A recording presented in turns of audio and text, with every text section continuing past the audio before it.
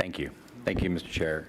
This has been a great debate, and I'm hearing a lot of really good stuff, and I know we're all getting the same emails, and I know we're under the same pressure. I myself am finding it hard to hold on to my rationality, and I am going to say, frankly, I'm responding very emotionally because I see this as a real pivotal moment for Council and for HRM and for Nova Scotia. And unfortunately, we've conflated two things. We are talking about, are we going to fund the climate plan? And then we're talking about what kind of 5.9% or whatever, what kind of tax increase we're willing to accept. And those should be separate debates. I don't think anybody around this table, or I think most people around this table, clearly the majority of councillors want to fund HalifACT, and they may have good reasons to want to talk about some changes to it. But here's why I think we need to go ahead with funding it anyway. We were debating whether or not to fund the climate plan, as Councillor Austin said, while they were declaring a state of emergency in Inverness and Guysborough and Victoria counties. After we saw Merritt, the town of Merritt, underwater in British Columbia last week, after we saw that other town in BC burned to the ground in the heat dome last year that killed over 500 Canadians. So, you know what costs small businesses even more money than a tax increase? The town being underwater, or the roads being closed for weeks in Cape Breton right now. And so I know it's hard to take a leap from this existential crisis we are having right now on this planet to we need to raise taxes a bit and buy some things and invest in some things and harden some things and retreat from the ocean. It's hard for us to say, yeah, well, but what we do isn't going to stop that. So we're stuck in the prisoner's dilemma right now. If every industrialized country in the world, and I said to my wife the other day, this is the emotion coming out, we are in the middle of the same failure to lead on climate as every other democracy in the world right now. And I see it coming, and it scares the crap out of me.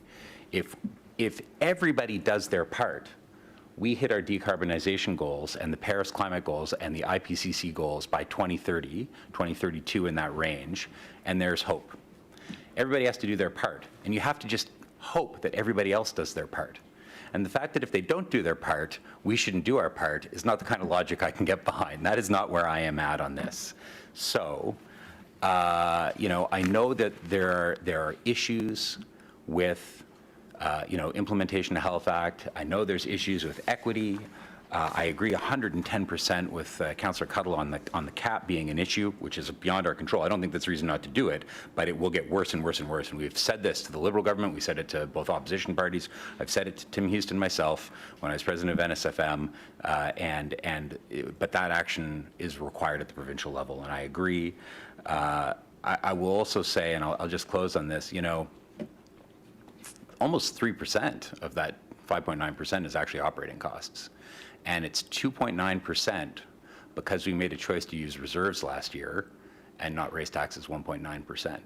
And HalifACT was only adopted in June 2020, and that was the first budget where we were starting to see budget impacts for HalifACT. Our operating costs are higher this year because we didn't raise taxes last year. That's the operating impact this year.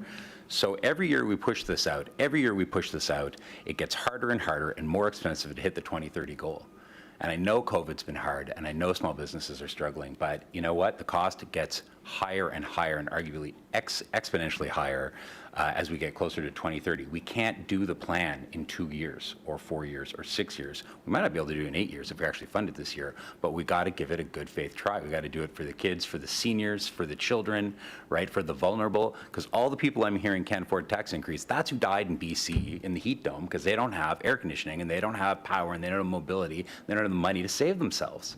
So we need to act on this, and we need to take it very seriously. And I would implore you to continue to move this forward.